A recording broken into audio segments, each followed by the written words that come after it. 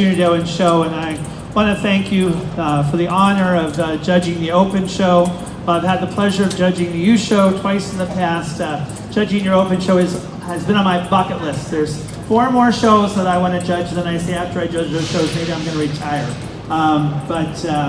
It meant a lot to be asked and to come up and judge this show. A very competitive show. I know it's hard to show late in the season, and you had your goats looking really nice and in good condition, and still a lot of does that are very productive in milk, and then a very competitive junior doe show. You probably guessed that my closest competition is between the La Mancha doe and the Oberhausley doe. Certainly love the structure of the Nubian doe, but she's not as open in dairy and carrying a little more conditioning than we see in either of those 2 does.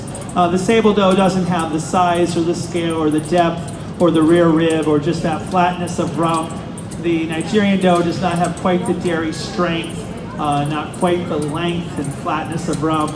The Sana doe doesn't have quite the structure of the front end or the straightness of forelegs behind the knee. The Toggenburg doe is not as smoothly blended between the withers and shoulder blade and the point of elbow and chest floor.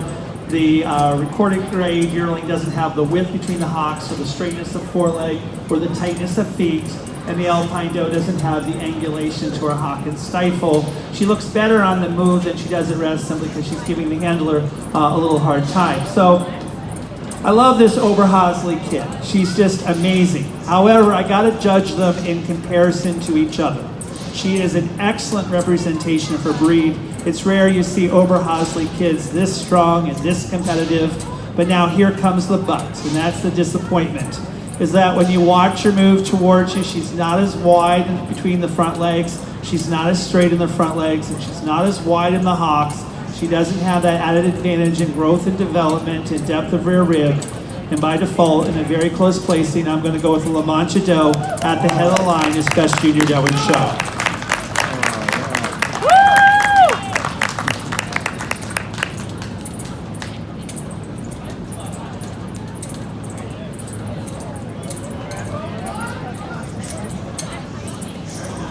It's heavy.